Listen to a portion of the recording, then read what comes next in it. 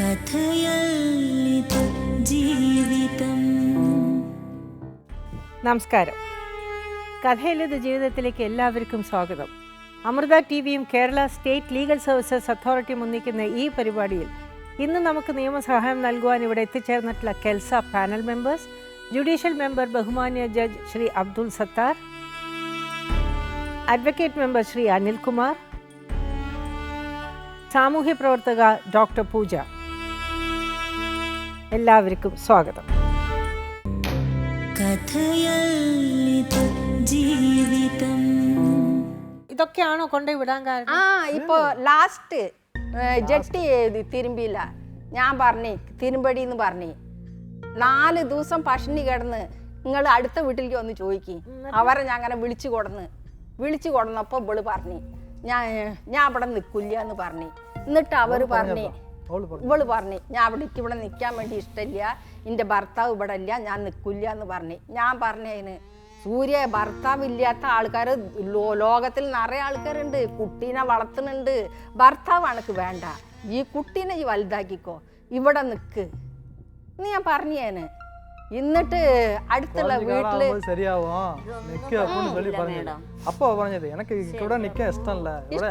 അടുത്ത പെണ്ണൊരുത്തിയോട് പറഞ്ഞു, അടുത്ത പെണ്ണൊരുത്തി നിങ്ങൾ വന്ന് ചോദിക്കേ. അടുത്ത പെണ്ണൊരുത്തി വന്ന് പറഞ്ഞു സൂര്യ അങ്ങോട്ട് പോണ്ട, അവിടെ കഷ്ടല്ലേ, അന്നാരും മതിക്കില്ല, അങ്ങോട്ട് പോണ്ട, ഇവിടെ നിൽക്കുന്ന് പറഞ്ഞു. ഇല്ല ഞാൻ ഇവിടുന്ന് പോവൂന്ന് പറഞ്ഞു. അടുത്ത പെണ്ണൊരുത്തി പറഞ്ഞു നിങ്ങൾ ആ വാതിൽ ഇതൊക്കെ പൂട്ടിയിട്ടിട്ട് ഇവിടെ നിർത്തി, ഇവള് പോയിട്ടുണ്ടെങ്കിൽ നിങ്ങൾക്കാണ് ആപത്ത്. சின்ன விஷயம் என்னன்னா அப்பப்போ இவளுக்கு வந்து தேசியம் வரப்பெல்லாம் சாவறதுக்கு ஓடும். അതിപ്പോ തൃശ്ശൂരിൽ ഓടിക്കുന്നു, അവിടെ വന്ന് ചോദിക്കും. அங்க இருக்கிற ஆளுகாரும் போய் പിടിച്ചു വന്നിക്കുന്നു. ഇവളെ ഏടത്തും പിടിച്ച് എന്റെ മകളും പിടിച്ചു വന്നു. ഈ കുട്ടിക്ക് 7 മാസം ഗർഭമായിരിക്കുമ്പോഴാണ് ഒരു സംഭവം ഉണ്ടായത് ആ വീട്ടിൽ. അത് കഴിഞ്ഞിട്ടും നിങ്ങൾ ആ കുട്ടീനെ ആ വീട്ടിൽ കയറ്റി, നിങ്ങൾ മാത്രം ഇറങ്ങിപ്പോയി. അച്ഛൻ എവിടെയായിരുന്നു? അച്ഛൻ വീട്ടിലുണ്ടായി, ഞങ്ങളെ വീട്ടിലുണ്ട്. അപ്പൊ നിങ്ങൾക്ക് ഈ കുട്ടീനെ അവിടെ നിർത്തണതിന് ധൈര്യക്കുറവുണ്ടായിരുന്നു? രാത്രിയിൽ ഉറങ്ങാതമ്മ, ഓർമ്മയില്ലായിരുന്നു. പകലിൽ ഉറങ്ങും, എനിക്ക് നോക്കണ്ടേ. എന്നിട്ട് ഞാൻ അടുത്തുള്ള പെണ്ണൊരുത്തി ഇങ്ങനെ വിളിച്ചു കൊടുന്ന്, അടുത്തുള്ള പെണ്ണൊരുത്തി ഭയങ്കര ചീത്ത പറഞ്ഞു ഇവളെ, ഞാൻ ഇവിടെ നിൽക്കില്ല എന്ന് പറഞ്ഞു. അടുത്തുള്ള പെണ്ണൊരുത്തി എന്നോട് പറഞ്ഞു ഇവള് പോയിട്ടുണ്ടെങ്കിൽ എന്തേലും നടക്കുമോ, നിങ്ങൾ ആ വാതിൽ ഇതിലും പൂട്ടിയിടിങ്ങൾ. ഞാൻ ഇട്ട് പൂട്ടിയിട്ടിട്ട് വെച്ച്. ഇവള് ചോറ് തിന്നലില്ല 5 ദിവസം. തിങ്കളാഴ്ചയാണ് ഞങ്ങൾ തൃശ്ശൂരിലേക്ക് വന്നത്. ഞായറാഴ്ച എല്ലാ കായൊക്കെ ഇട്ടിട്ട് ചോറാക്കി. ഇപ്പം ഇല്ലാതെ ഇരിക്കുമ്പോൾ ഞങ്ങൾ ഇറച്ചി വാങ്ങിയില്ല, കാശില്ല. എല്ലാ കായും വാങ്ങി ബിരിയാണി മാതിരി ഉണ്ടാവുക ചോറ്. ഇവള് പട്ടിണി കിടക്കല്ല 5 ദിവസം. മോളെ എന്നടി അയ്യപ്പ സ്വാമിയാണ് സത്യമാണ് ഞാൻ പോയി പറയണത്, എനിക്കങ്ങനെ നടക്കേണ്ട ആവശ്യമില്ല. മോളെ എന്നടി സൂര്യ ചോറ് എന്നടി, 5 ദിവസമല്ല പട്ടിണി കിടക്കണ്, ഞാൻ നടന്നോളാണ്. സത്യസന്ധത തരണമെങ്കിൽ സൂക്ഷിച്ച് കണ്ണിൽ നോക്കണം മേഡം, അവര് പറയണ സത്യമാണ്. ചോറുണ്ട് സത്യമാണെന്ന് അവര് പറയണത്. പക്ഷെ ആ സമയത്ത് ഞാൻ ഇരുന്നതിന്റെ കാരണം എന്തെന്നറിയോ, എനിക്ക് ഇന്നിങ്ങനെ ഭക്ഷണം കൊണ്ടുവരണം, ഒരു പണി എടുക്കണ ഒരാള് വീട്ടിൽ നിന്ന് ഇറങ്ങിപ്പോയി, ഞാൻ മാത്രം തിന്നിട്ട് എന്താ കാര്യം? അതാണ് അപ്പുറത്തൂടി വരണുണ്ട്, വീടിനകത്തിന് ഭക്ഷണം കഴിക്കണുണ്ട്, ഒക്കെ ഉണ്ട്. ഇവളെ ബോധിപ്പിച്ചത് അവൻ ഇവിടെ ഇല്ല, അവൻ ചെലവിന് തരണില്ല, കൊച്ചിനെ നോക്കണമെങ്കിൽ വീട്ടു ജോലിക്ക് പൊക്കോ. ഗണേശൻ എന്തിനാ ഒളിച്ചു നടന്നത്? അവൻ അവിടെ ഉണ്ടെന്ന് ഞാൻ നേരത്തെ പറഞ്ഞല്ലോ, ഈ കുട്ടിയെ നിങ്ങൾ സ്വീകരിച്ചെങ്കിൽ ഞാൻ ഇറങ്ങിപ്പോന്ന് പറഞ്ഞു. അവൻ ഇറങ്ങിപ്പോയില്ല, അവൻ എന്റെ അടുത്തുണ്ടായിരുന്നു. ഇറങ്ങിപ്പോയിട്ട് അതിന്റെ അപ്പുറത്തുണ്ടായിരുന്നു. അവൻ അതിനകത്ത് വരികയും ചെയ്യും, ഡ്രസ്സ് മാറും, വർത്താനം പറയും, അവരുമായിട്ട് നല്ല. അതാണ് പറഞ്ഞു, എനിക്ക് എന്റെ ഭാര്യ ആ വീട്ടിലുള്ളപ്പോ ഞാൻ അവിടെ നിൽക്കില്ല. അയാളുടെ മാനസികാവസ്ഥ അങ്ങനെയായിരുന്നു അപ്പോഴത്തെ, അതാണ് അയാൾ അങ്ങനെ പോയി. അയാൾ പറഞ്ഞതാ. എന്നിട്ട് അവളവിടെ അടുത്തുള്ള പെണ്ണൊരുത്തി വന്ന് ചീത്ത അറിഞ്ഞപ്പോ ഇവള് പറഞ്ഞു ഞാൻ അവിടെ ഇരിക്കില്ല എന്ന് പറഞ്ഞു, ഞാൻ പോവുകയാണെന്ന് പറഞ്ഞു. ചോറ് കൊടുത്തു. ആ ചോറ് കൊടുത്തപ്പോ കഴിച്ചില്ല. ആ കായ് ചാപ്പാട പെണ്ണൊരുത്തിയും പറഞ്ഞു, ഒരമ്മായി അമ്മ അനക്ക് ഇങ്ങനെ കാലിന്റെ ഇതിൽ തരില്ല സൂര്യജ് തിന്നെന്ന് പറഞ്ഞു. എനിക്ക് വേണ്ട, എനിക്ക് ആ മൂടില്ല എന്നിട്ട് കുട്ടീനെ പോയി കിടക്കാൻ വേണ്ടി പറഞ്ഞു. ഒരു കാര്യം ഞങ്ങളോട് പറഞ്ഞു, ആ കുട്ടിക്ക് എന്തെങ്കിലും ഇപ്പൊ ഇന്നും ഇപ്പൊ ചോറുണ്ടോ ചോദിച്ചാൽ ചോറ് ഇത്തിരിയേ ഉണ്ടിട്ടുള്ളൂ. അതെന്താ കാരണം വെച്ചാൽ ആ കുട്ടി എനിക്ക് ടെൻഷൻ വന്നാൽ ഭക്ഷണം കഴിക്കാൻ പറ്റില്ല. ശരിയാണ്, ഞാൻ 4-5 ദിവസം 6 ദിവസമൊക്കെ പട്ടിണി കിടന്നിട്ടുണ്ടെന്ന് പറഞ്ഞു. അത് ഇപ്പൊ നമ്മൾ നിക്കുന്നത് എന്റെ അമ്മരെ വല്യമ്മരെ വീട്ട് അവിടെ ചോദിച്ചൊക്കെ എത്ര ദിവസം ഞാൻ പട്ടിണി കിടന്നു ചോദിച്ചു. എന്തേലും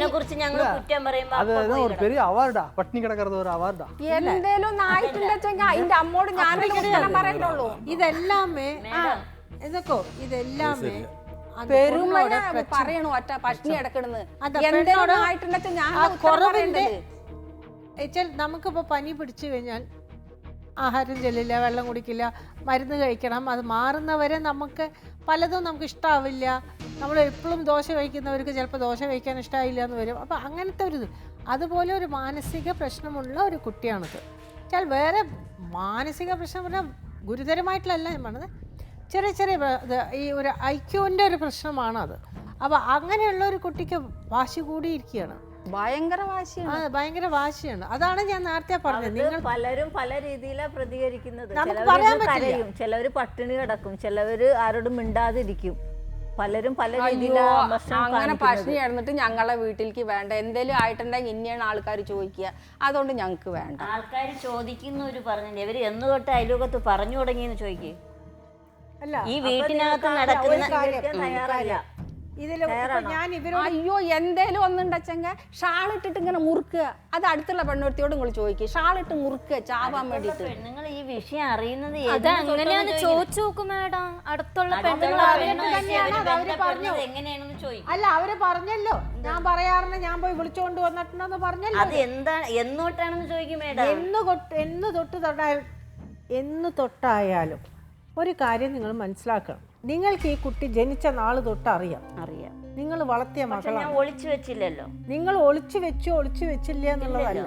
നിങ്ങൾ പറഞ്ഞതുപോലെ നിങ്ങൾ പറയണത് എന്താ, കുട്ടിക്ക് ദേഷ്യമുണ്ട്, വാശിയുണ്ട്, അങ്ങനെയൊക്കെ പറഞ്ഞിട്ടുള്ളൂ. പക്ഷേ അത് ഒരുമിച്ച് ജീവിക്കാൻ തുടങ്ങുമ്പോഴാണ് അതിൻ്റെ ശരിക്കുള്ള രൂക്ഷഭാവം മനസ്സിലാവുന്നത്. അത് അവരെ കൊണ്ട് ഉൾക്കൊള്ളാൻ കഴിയുന്നില്ല. നിങ്ങൾ എത്ര പറഞ്ഞാലും അത് അവരെ കൊണ്ട് ഉൾക്കൊള്ളാൻ കഴിയില്ല. അപ്പൊ നിർബന്ധിച്ച് അയാളെ കൊണ്ട് ചെയ്യിക്കാൻ പറ്റുമോ? അപ്പൊ ഞാനിപ്പോ നിർബന്ധിച്ച് നിങ്ങൾ ഈ കുട്ടിയെ അവിടെ വിടുന്നത് തയ്യാറാണ്? എനിക്ക് ഉറപ്പില്ല. സത്യത്തിൽ അവന്റെ കൂടെ താമസിക്കാൻ അവിടെ പോയാലും നിങ്ങളാണ് അക്സെപ്റ്റ് ചെയ്യേണ്ടത്. നിങ്ങൾക്ക് ആ ബുദ്ധിമുട്ട്. അവര് പോയാലും അവരുടെ രീതിയിലും അവർക്കൊരു ഇതുണ്ട്, ഒരു മരുമോൾ വരുമ്പോ ഇങ്ങനെയൊക്കെ കാര്യങ്ങൾ ചെയ്യണം, ഇങ്ങനെയാണെന്ന് പറഞ്ഞാൽ അവരുടെ പറ്റില്ല. അങ്ങനെ ഒരാളെ മരുമോളല്ല അവർക്ക് കിട്ടിയത്. അതുകൊണ്ട് ഇപ്പൊ അവർക്ക് അക്സെപ്റ്റ് ചെയ്യാനായിട്ട് ബുദ്ധിമുട്ടുണ്ട്. നമ്മൾ നിർബന്ധിച്ച് നിങ്ങളിപ്പോ അങ്ങോട്ട് പോയാലും അവര് മനസ്സവരുടെ അല്ലേ. അതുകൊണ്ട് ഒരു സത്യത്തിൽ ഈ കുട്ടിക്ക് പ്രശ്നം എന്ന് പറയാൻ അങ്ങനെ വലിയ ഗുരുതരമായിട്ടുള്ള അവരെന്തെങ്കിലും പറയാത്ത ഇവളറിയാത്ത കാര്യം പറയുമ്പോ അത്രേ ഉള്ളൂ. 9ാം ക്ലാസ് വരെ പഠിച്ചിട്ടും ആ കുട്ടിക്ക് എഴുതാനും വായിക്കാനും അറിയില്ല, മനസ്സിലായില്ല എന്ന് പറയുമ്പോൾ തന്നെ ഒന്നില്ലെങ്കിൽ ആ മഠത്തിൽ നിന്ന് പഠിച്ച ടീച്ചേഴ്സെങ്കിലും അഡ്വൈസ് ചെയ്യേണ്ടിയിരുന്നു ഒരു IQ ടെസ്റ്റ് നടത്താൻ. അത് ചെയ്തിട്ടില്ല. നിങ്ങൾ ആ കുട്ടിയുടെ എന്താണ് പ്രശ്നം എന്നുള്ളത് നിങ്ങളും ആലോചിച്ചിട്ടില്ല. ഡോക്ടറെ കൊണ്ട് കാണിക്കുക, എന്തെങ്കിലുമൊക്കെ ചെയ്യേണ്ടതല്ലേ. ചെറുപ്പം മുതലേ നിങ്ങൾക്ക് അറിയാവുന്നതല്ലേ, നിങ്ങളുടെ മോളല്ലേ, നിങ്ങളല്ലേ വളർത്തിയത്. അപ്പം നമ്മുടെ മക്കളെ നമുക്കല്ലേ അറിയുള്ളൂ അവരുടെ കുട്ടിയെ നിങ്ങൾ കല്യാണം കഴിപ്പിച്ചു കൊടുത്തപ്പോയാൽ വേറെ ഒന്നും കൂടെ ഒരു ഗുരുതരമായിട്ടുള്ള പ്രശ്നം ഭാഗ്യം കൊണ്ട് ഇല്ലാതെയായിന്നേ ഞാൻ പറയുള്ളൂ. അവർക്ക് ദാമ്പത്യ ജീവിതം ചിലവർക്ക് പറ്റിക്കൊള്ളുന്നില്ല. അത് നിങ്ങൾ അറിഞ്ഞുകൊണ്ട് അത് പറ്റുമോ പറ്റില്ലയോ ഏതാന്ന് അറിയാതെ നിങ്ങൾ കല്യാണം കഴിപ്പിച്ച് കൊടുത്തതും തെറ്റായി. ഭാഗ്യം കൊണ്ട് അത് പ്രശ്നമൊന്നും ഉണ്ടായില്ല. ഒരു കുട്ടി ഒക്കെ മര്യാദയ്ക്ക് അതാ പറഞ്ഞ ആ കുട്ടിക്ക് വലിയ പ്രശ്നമൊന്നുമില്ല. എവിടെയോ എന്തൊക്കെയോ കുറച്ചൊരു IQൻ്റെ ഒരു ചെറിയ പ്രശ്നമുള്ളതായിട്ടാണ് നമ്മളുടെ ഡോക്ടർ പൂജയാണ്, സൈക്കോളജിസ്റ്റാണ്, അവർക്കും അത് തന്നെയാണ് തോന്നുന്നത്. രോഹിണി പറയുന്നത് നിങ്ങളൊന്ന് വിശാല മനസ്സ് വിചാരിക്കാമെങ്കിൽ ഒരു കുടുംബം രക്ഷപ്പെടും. നല്ലൊരു കുടുംബം നിങ്ങൾ കൂടെ നന്നാക്കിയെടുക്കാൻ ഒരു കുഞ്ഞുണ്ട്, അത് നിങ്ങൾ മനസ്സിലാക്കും. അതല്ല ഞങ്ങൾക്ക് ഇത്രേ പറയാനുള്ളൂ.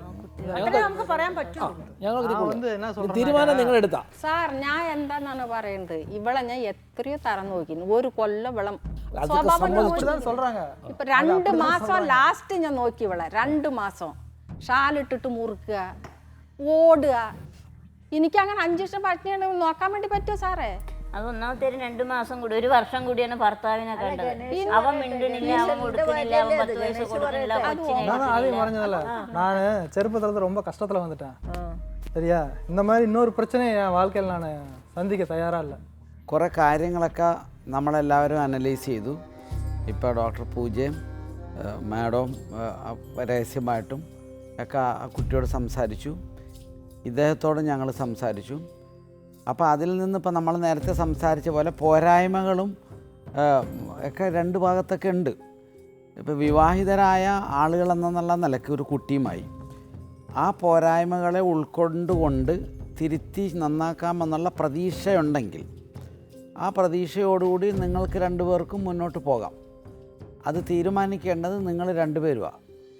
കൂടെ കൂട്ടാൻ സന്മനസ് കാണിക്കുന്ന ഈ രോഹിണിയും മകനും അങ്ങനെ ഒരു സന്മനസ് കാണിച്ചാൽ അത് രണ്ട് ഗുണമുണ്ട്. ഒന്ന്, ഒരു കുടുംബത്തെ ദുർബലയായി എന്ന് നിങ്ങൾ കാണുന്ന ഒരു ഭാര്യയെയും കുഞ്ഞിനെയും സംരക്ഷിക്കുമ്പോൾ ഉള്ളൊരു പുണ്യം. ചിലപ്പോൾ അവൾ നന്നായി കുറേയും കൂടി ഇഫക്റ്റീവായി മാറി വരും ഇതൊക്കെ. അതേ സമയത്ത് ഇപ്പം നിങ്ങൾക്കുണ്ടായ അനുഭവങ്ങളുടെ വെളിച്ചത്തിൽ ഇവളെ ഇനി ഇങ്ങനെ കൊണ്ടുപോയാൽ ബുദ്ധിമുട്ടുകളും പ്രശ്നങ്ങളും വരുമോ, പ്രതീക്ഷയ്ക്കൊത്ത് ഉയരുമോ, എൻ്റെ ജീവിതം തന്നെ ദുർഘടമായ അവസ്ഥയിലേക്ക് എത്തിപ്പോകുമോ എന്നുള്ള ആശങ്കകളും അമ്മയ്ക്കും ഈ ഭർത്താവിനും ഉണ്ടാകും. അങ്ങനെ ആ നിലയ്ക്ക് നിങ്ങൾക്ക് തീരുമാനം സ്വീകരിക്കാൻ തയ്യാറല്ല എന്നുള്ള തീരുമാനവും എടുക്കാം.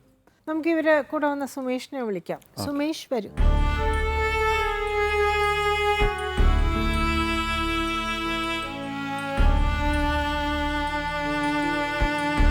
സുമേഷ് എവിടെ താമസിക്കുന്നത്? ഞാൻ തൃശ്ശൂർ നന്ദിക്കര പുതുക്കാട് കേട്ടില്ലേ? പുതുക്കാടിൻ്റെ അടുത്താണ് താമസിക്കുന്നത്. ഈ കുട്ടിയെ ചെറുപ്പം തൊട്ടിനെ അറിയോ നിങ്ങൾക്ക്? ഇല്ല. പിന്നെ ഇവിടെ ചേച്ചിനെ എൻ്റെ വീടിൻ്റെ അടുത്തേക്ക് കല്യാണം വെച്ചിട്ടുള്ളത്, എൻ്റെ കൂട്ടുകാരനെ കല്യാണം വെച്ചിട്ടുള്ളത്. അപ്പം അങ്ങനെയുള്ള ഒരു പരിചയമാണ്. അപ്പോൾ ഈ കുട്ടിയുടെ പൂർവികം ഒന്നും അറിയില്ല? ഇല്ല. അന്വേഷിച്ചില്ല? അന്വേഷിക്കാന്ന് പറഞ്ഞിട്ടുണ്ടെങ്കിൽ എൻ്റെ കൂട്ടുകാരന്മാരോട് ചോദിച്ചു. പിന്നെ ഇവരുടെ ഇത് വെച്ചാൽ അങ്ങനെ എന്തെങ്കിലും ഉണ്ടെങ്കിൽ അവർ പറയേണ്ടതാണല്ലോ. ഒന്നും പറഞ്ഞു. അവർ പറഞ്ഞിരുന്നു ഈ കുട്ടിക്ക് വല്ല പോരായ്മ ഉണ്ടോന്നോ വല്ലതും? ഇല്ല. ദേഷ്യം മുൻഷുണ്ടി ഉണ്ട്, ഭയങ്കര വാശിക്കാരിയാണ്, ഒന്നും പറഞ്ഞിട്ടില്ല. അപ്പൊ ഇവരോട് പറഞ്ഞു എന്ന് പറയുന്നുണ്ട്. അത് കല്യാണം കളിച്ചിട്ട് വീട്ടിൽ പോകുമ്പോൾ വീട്ടിൽ വന്നപ്പോഴേ പറഞ്ഞു. അപ്പോൾ സഹോദരി പറഞ്ഞു ആ വാശിയും വൈരാഗ്യമൊക്കെ അങ്ങ് ചെല്ലുമ്പോൾ തീർന്നോളും ഒന്ന് പറഞ്ഞു. അല്ല, അത് നോർമൽ ആയിട്ടുള്ള ഒരു ഇതിന് അത് ശരിയാണ്, അങ്ങനെ മാറ്റിയെടുക്കാൻ പറ്റാവുന്നത്. ഇതിന് ശരിക്കും പ്രശ്നം ഉണ്ടായിട്ടില്ല. സുമേഷ് അറിയോന്ന് അറിയാൻ വേണ്ടിയിട്ടാണ് ഞാൻ ഈ ചോദിക്കുന്നത്. പ്രശ്നം ഇവര് പറഞ്ഞപ്പോഴേ ഞാനും അറിയുന്നതൊക്കെ. നിങ്ങൾ എന്ത് പ്രശ്നം അറിഞ്ഞത് ഇവര് പറഞ്ഞത്? ഇവർ 2-3 പ്രാവശ്യം വന്നിട്ട് ഞങ്ങൾ ഓരോ കാര്യങ്ങൾ പറഞ്ഞ കാണിട്ട് രണ്ടാമത് ഇതാക്കി വിട്ടിട്ടുണ്ടായിരുന്നു, ഒരുമിച്ച് വിട്ടിട്ടുണ്ടായിരുന്നു. അത് കഴിഞ്ഞ് കാണിട്ട് പിന്നീട് വന്നപ്പോൾ ഇവ എന്നോട് ഇങ്ങനെ ഈ കാര്യങ്ങൾ പറഞ്ഞു. അപ്പോൾ എനിക്ക് വലിയ വിശ്വാസമൊന്നും ഉണ്ടായിരുന്നില്ല. പിന്നെ അപ്പോൾ അതിനുള്ള ആ ഒരു മെമ്മറി കാർഡും തെളിവും അതൊക്കെ തന്നപ്പോൾ ഞാനും ചേട്ടനെ കൂടി ഇരുന്നിട്ടൊക്കെ കേട്ടത്. അപ്പോഴാണ് ഞങ്ങൾക്ക് ഭയങ്കര എൻ്റെ വലിയച്ഛൻ്റെ മോനെ അപ്പോൾ ഫാമിലി ഉണ്ടായിരുന്നു. അപ്പോൾ ഇരിക്കുന്ന ടൈമിലാണ് ഇങ്ങനെ കാര്യങ്ങൾ പറഞ്ഞത്. അപ്പോഴാണ് ഞങ്ങൾക്ക് ശരിക്കും പറഞ്ഞാൽ വിശ്വാസമായത്. എന്താ കേട്ടത്? ഈ കുട്ടി അതിൻ്റെ അമ്മോട് വിളിച്ചിട്ട് ഓരോ കാര്യങ്ങൾ പറയുന്നത്. ഇപ്പം എന്താ സംഭവം വെച്ചിട്ടുണ്ടെങ്കിൽ ഇവരെ വിളിച്ചിട്ട് കിട്ടാണ്ടായപ്പോൾ ഇവിടെ എന്നെയും വിളിച്ചിട്ടുണ്ടായിരുന്നത്, ഇവൻ ഗണേശൻ വിളിച്ചിട്ടുണ്ടായിരുന്നു തന്നെ. അവരെ ചേച്ചി വിളിച്ചിട്ട് ഫോൺ എടുക്കണില്ല എന്ന് പറഞ്ഞിട്ട് അങ്ങനെ ഞാൻ എന്നിട്ട് ഇവിടെ ചേച്ചീനെ വിളിച്ച് കാണിട്ട് സൂര്യനെ വിളിക്കാൻ പറഞ്ഞു. അങ്ങനെ അവൾ സൂര്യനെ വിളിച്ച് കഴിഞ്ഞിട്ട് അവളാണ് വിളിച്ച് കാണിട്ട് ചേട്ടാ ഇന്ന മാതിരിക്കുന്ന സംഭവങ്ങൾ എന്നുള്ളത് പറഞ്ഞു കാണിട്ട് എന്നോട് വിളിച്ച് പറഞ്ഞത്. അപ്പോഴാണ് ഞാൻ പറഞ്ഞത് അത് അവനോട് പറയാം, അല്ലെങ്കിൽ അവൻ്റെ അമ്മോട് പറയും. നമ്മോട് പറഞ്ഞിട്ട് കാര്യമില്ലല്ലോ, അവരോട് പറയാം ആദ്യം, അത് കഴിഞ്ഞിട്ടല്ലേ നിങ്ങളോട് പറയേണ്ടത് അവള് എന്നുള്ളത് ഞാൻ പറഞ്ഞു. ഏതായാലും അപ്പം നിങ്ങൾക്ക് ഒന്നും അറിയാതെയാണ് ഈ കുട്ടിയുടെ കല്യാണം കൊണ്ടുവന്ന് പെണ്ണ് കണ്ട് ഇവർക്ക് ഇഷ്ടപ്പെട്ടു, എല്ലാം കഴിഞ്ഞു. സുമേഷ് നേരത്തെ പറഞ്ഞു കേട്ടോ ഒരു വാക്ക്, അച്ഛനോട് വലിയ അടുപ്പം വേണ്ടാന്ന് മോളോട് പറയുമെന്ന് പറഞ്ഞു. പക്ഷെ ഞാൻ അത് പറഞ്ഞിരുന്നു. അതെ, പാപ്പനോട് വലിയ അടുപ്പം വേണ്ടാന്ന്. അതും വലിയ അടുപ്പം പറഞ്ഞിരുന്നു. കാരണം വെച്ചിട്ടുണ്ടെങ്കിൽ ഇവരൊരു ദിവസം വീട്ടിലേക്ക് വന്നിട്ടുണ്ടായിരുന്നു. വൈകിട്ട് വീട്ടിലേക്ക് വന്ന് ഇപ്പോൾ ഇവർ പൊന്നാലിൻ്റെ അമ്മയോട് അവിടെയാണ്, അവിടെ പോയിട്ട് വരുന്ന വഴിക്കാണ് വീട്ടിലേക്ക് വന്നിട്ടുണ്ടായിരുന്നു. അങ്ങനെ മേമയും ഗണേശനും എൻ്റെ വീട്ടിലേക്ക് വന്നു. ഇവളും അച്ഛനും വണ്ടിയിൽ തന്നെ ഇരിക്കുക. അപ്പോൾ ഞാൻ പറഞ്ഞു വായോ എന്ന് പറഞ്ഞാൽ രണ്ടാളെയും വിളിച്ചു. ഞങ്ങളില്ല എന്ന് പറഞ്ഞു. അച്ഛൻ പറഞ്ഞു പോണ്ടാന്ന് പറഞ്ഞു പറഞ്ഞിട്ട് ഇവളും അച്ഛനും വണ്ടിയിൽ ആ ഇരുട്ടത്ത്. അച്ഛൻ പറയുന്ന കാര്യം അനുസരിക്കും വേണം, അമ്മ പറയുന്ന കാര്യം അനുസരിക്കും. ഇതിലെ അച്ഛൻ പറയുന്ന വണ്ടിന്ന് ഇറങ്ങണ്ടെന്ന് ഞാൻ അമ്മയുടെ അടുത്ത് ചോദിച്ചപ്പോ അമ്മ പറഞ്ഞു അമ്മ ഞാനും വരട്ടെന്ന് പറഞ്ഞു. അമ്മയും പറഞ്ഞു വരണ്ടെന്ന് ചോദിച്ചോക്ക്. വരണ്ടെന്നില്ല. അയ്യോ എന്നോട് മുണ്ടല്ല, ഞാൻ മുണ്ടലില്ല. അപ്പല്ല അവളോട് എനിക്ക് ഇന്നെ നോക്കി പൂച്ചറത് ഞാൻ മുണ്ടലില്ല അവളോട്. നിങ്ങൾ അച്ഛൻ പറയുന്നതല്ല കേൾക്കേണ്ടത്, നിങ്ങൾ ഭർത്താവ് പറയുന്നതാണ് കേൾക്കേണ്ടത്. ഭർത്താവ് ഒന്നും ഭർത്താവ് ഒന്നും മിണ്ടണില്ല. അമ്മ പറയുന്ന സൈഡും പറയുന്നില്ല, അച്ഛൻ പറയുന്ന സൈഡും. അവൻ മിണ്ടാതെ കാറിൽ ഇരുന്ന് ഞാൻ കൂപ്പിടാ ഇല്ലയാ വിളിച്ചിട്ടായിരുന്നു.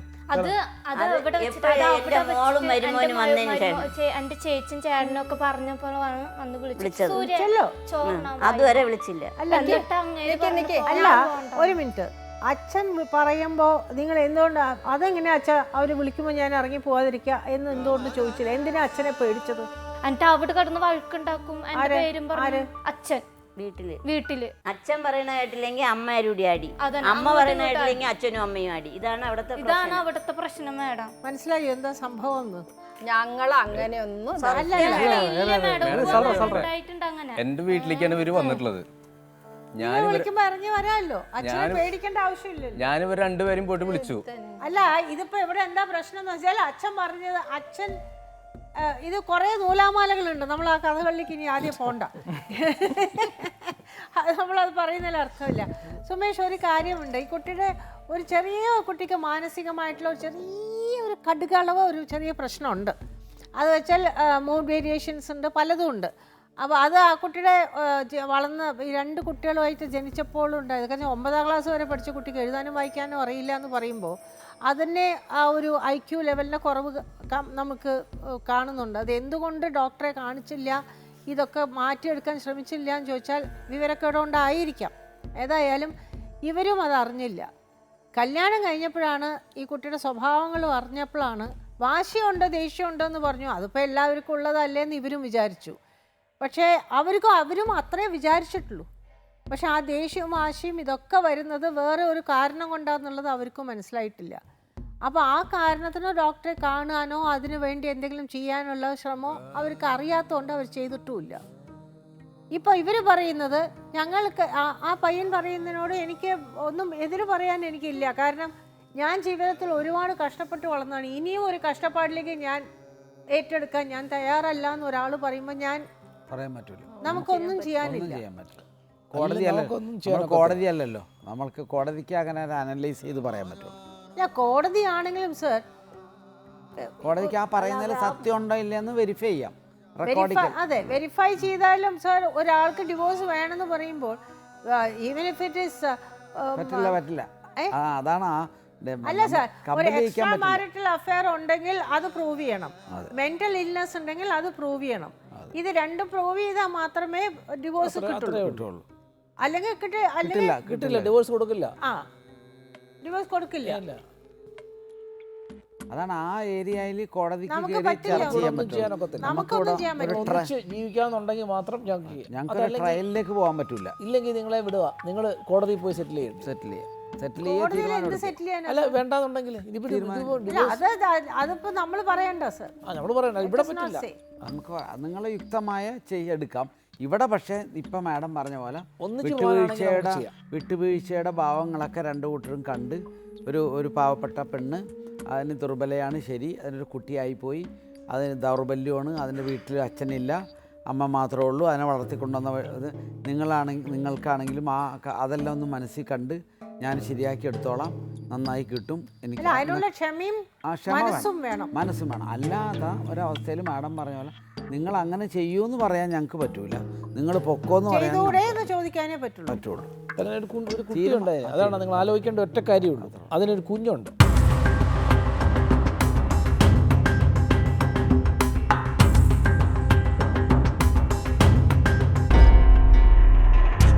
ഇനി നിങ്ങളുടെ തീരുമാനം പറയും. അവിടെ പറഞ്ഞു കഴിഞ്ഞു.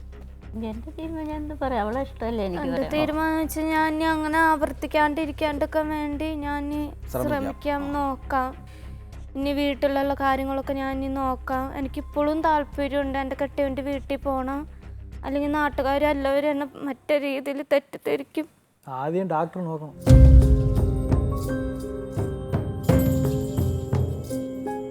வெயிட் பண்ணணும் அப்படின்னா அந்த பொண்ணு வந்து இப்போ நான் சொன்ன அந்த தனியாக பேசின அந்த பிரச்சனை இல்லை அப்படின்னா நான் வந்து 10 வருஷமாக அந்த பிள்ளைக்கு நான் வெயிட் பண்ணுவேன். எனக்கு அதை பற்றி எந்த கவலையும் இல்லை. இதுக்கு மேலே எனக்கு வாழ்க்கைன்னு ஒன்று நான் ஒன்றும் அமைச்சிக்க போகிறதில்ல. அதனால் அவளை வச்சு வாழலாம் அப்படின்னு எனக்கு ஆசை இருக்கும். அவளை வைத்தியம் கூட நான் வச்சு பண்ணலாம், டாக்டர் நான் கொண்டு போய் காட்டலாம் கூட எனக்கு ஆசை இருக்கும். எல்லா விஷயத்துக்கும் அந்த அப்பா கிட்ட போய் செஞ்சிச்சு அப்படின்னு சொல்லி சொன்னாங்கல்ல, ஒரு புருஷனாக எனக்கு எத்தனை வேலை செஞ்சுருக்கிறான்னு மட்டும் அவளை இப்போ கணக்கு போட்டு பார்த்தீங்கன்னு வைங்களேன், ஒரு 50 வேலை இருக்காது. ഇത്രയും നമ്മൾ പറയേണ്ടത് മുഴുവനും പറഞ്ഞു കഴിഞ്ഞു. ഇനി തീരുമാനമെടുക്കേണ്ടത് വേണോ വേണ്ടയോ എന്ന് തീരുമാനമെടുക്കേണ്ടത് നിങ്ങൾ രണ്ടുപേരുമാണ്. ആ കുട്ടിക്ക് വേണം, എനിക്ക് എൻ്റെ ഭർത്താവ് വേണം, ആ കുട്ടി എല്ലാം ഞാനൊരു സജഷൻ പറഞ്ഞു, കാത്തിരിക്കാൻ തയ്യാറാണോ എന്ന്. நான் கோர்ட்டுக்கு போகிறேன் அட்ரஸ் கொடு அப்படின்னு சொல்லி சொன்னப்போ, ஏன்னா ஆய்ச்சியில் ஒரு கொல்லத்தில் ஒரு வீடு மாறுது அவர், நான் எங்கே போய் அட்ரஸ் கொடுத்து കോടതി തീരുമാനാലും ഭാര്യയ്ക്ക് ചെലവിന് കൊടുക്കാനായിട്ട് പറയും. அங்கே சொல்லட்டும். പറയും കോടതി തീരുമാനിക്കും കോടതി പറയും. നിങ്ങൾ പിരിഞ്ഞാലും നിങ്ങൾ ഒരിക്കലും ഭർത്താവ് അമ്മയെക്കുറിച്ച് മോശമായ ഒരു അഭിപ്രായം കുഞ്ഞിനോട് പറയരുത്. അച്ഛനെക്കുറിച്ചും മോശമായ ഒരു അഭിപ്രായം കുഞ്ഞിനോട് പറയരുത്. ഒരു കുഞ്ഞുണ്ട്, അതിനെ വളർത്തി വലുതാക്കുക. ഒരച്ഛൻ്റെ കുറവ് അതിനെ തോന്നിപ്പിക്കാത്ത രീതിയിൽ. മോളിങ്ങനെ ഇരുന്ന് കരയേണ്ട ആവശ്യമില്ല. കരഞ്ഞുകൊണ്ട് ഒന്നും നമുക്ക് നേടാനില്ല. അബലയാണെന്ന് കാണിക്കരുത്.